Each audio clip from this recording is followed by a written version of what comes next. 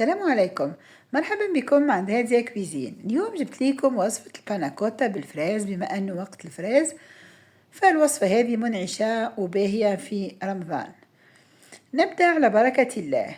نهزو إناء نحط فيه 3 مغارف من السكر و3 مغارف من النشا أو المايزينا، ونحط قليل من لافاني، ومن بعد نجيبو أقل من لتر تاع حليب، تقريبا واحد 700-750 مليلتر تاع حليب. المهم راح تلقوا المقادير في صندوق الوصف.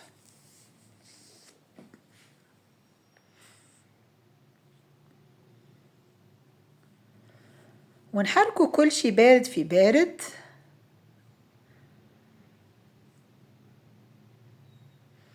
وبعد نجيبوا نعدلوا 2 مغارف كبار من الماسكربون، ونحركوا كلش ونحطوها فوق النار ونبقوا نحركوا فيها حتى تثقل ويولي قوامها كريمي.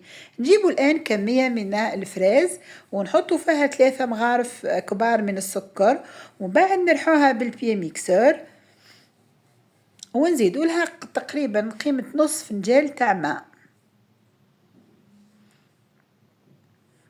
ونزيدوا لها مغروف تاع نشاء او مايزينا، ونحركوا كل شيء كيف بارد في بارد، ونحطوها فوق النار ونبقوا نحركوا فيها حتى يولي قوامها كريمي.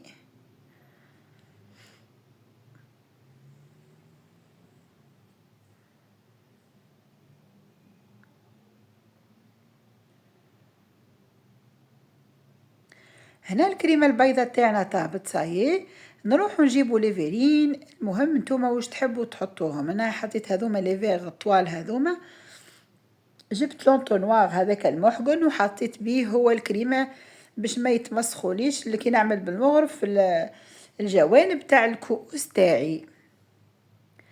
المهم حطيت الطبقه الاولى تاع الكريمه البيضاء، ومن بعد حطيت الطبقه، مهم طبقه بطبقه حتى نكمل.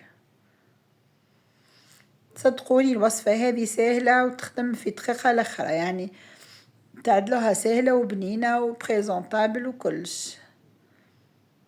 دركا شوفوا طابت لي الكريمه هذيك تاع الفخيز. نحط كيف للطبقه الثانيه،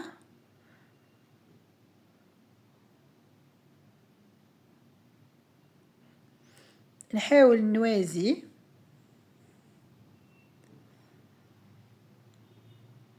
بعد نزيد نحط طبقة نخليهم يبردوا شوي.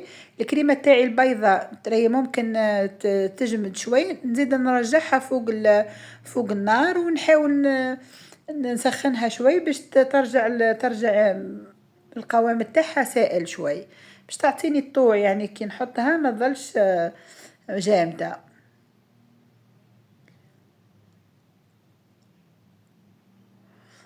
نكمل الطبقات تاعي. هنا الكريمه اللي بقت لي حطيتها في الكؤوس هذوكم، درتهم كبار شويه.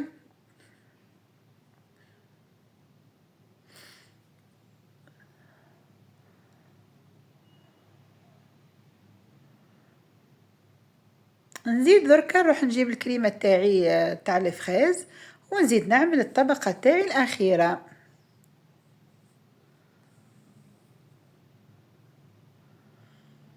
هكا كي تحبوا تبدلوا في بلاصه الفلون ولا في بلاصه الكريمات اللي معروفين، يعني اللي متعودين عليهم، لي كريم باتيسير ولا الفلون ولا الكريمات الاخرين، كي تحبوا تبدلوا ديروا هذه.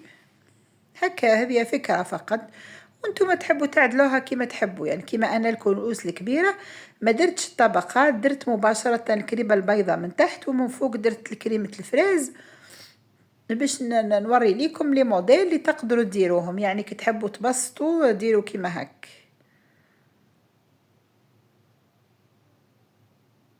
دركا نبدو عاد نتفنوا. دركا نوري لكم كيفاش نخدموا الورده من حبه فراز. ركزوا معايا وتبعوني كيفاش هنا الموس لازم يكون رقيق يعني ويكون ماضي. شوفوا كيفاه نجي لهنا نهز كعبة الفراز بهذا الشكل، ونبدا الجوانب تاعها نقص فيهم، نخرج لي بيتال دو غوز هذوك، نخرج البتلات تاع الزهرة، نحاول نقصهم ونقعد المهم ما نهبطش حتى لتحت باش ما نكسرش الافخاز تاعي. لازمتني نقص ونحبس مع القاعدة نخليها مجمولة، ومن بعد اللي يبقى لي في الوسط هذاك كيف كيف نزيد نقصه على 3. وشفتوا لوبو هذاك العالي الفوق هذاك لازمتني نقصه باش الشكل تاع الوردة يبان. هنا بركة يخدموا بالعقل فقط باش ما تكسرش لكم. وحاجة أخرى اللي فريز اللي تخيروهم باش تخدموا بهم الوردة لازم يكونوا دي فريز حاكمين رواحهم. أنا رحيت الفريز الكبار ياسر والمهدهدين هذوك رحيتهم، وخليت لي فريز الباهيين خليتهم هما اللي حطيتهم باش نقصهم على وردات شكل وردات. شوفوا كيف كيف نعاود واحدة أخرى قدامكم، نجي للجناب ونقص لي بيتال اللي هما البتلات.